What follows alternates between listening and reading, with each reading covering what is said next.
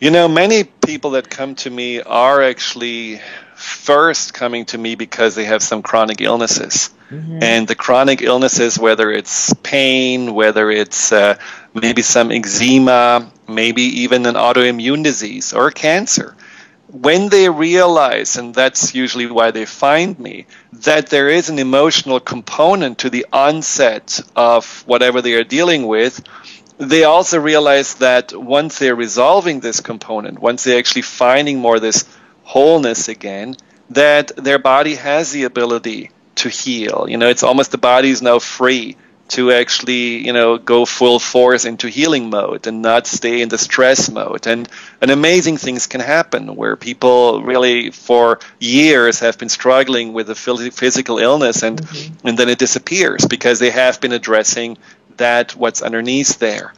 And that is a clear demonstration of how we change on a cellular level when we are changing from fear and anxiety into feeling more confident or feeling more whole. And it makes sense because every thought you have, every emotion you have is releasing neuropeptides, little tiny particles, molecules that are activating the cells.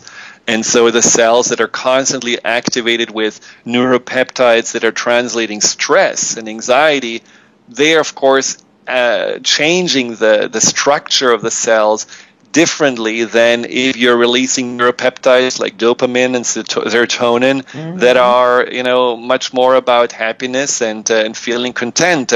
And since these neuropeptides affect what the cells are doing, the cells are morphologically changing, and so we are changing. So there is a cellular memory, a cellular component to emotions, and I think we can certainly help us, staying more healthy, the longevity, and all these kind of things when we are much more in a place of balance and much more in a place of peace and addressing those emotions that we have a hard time to address.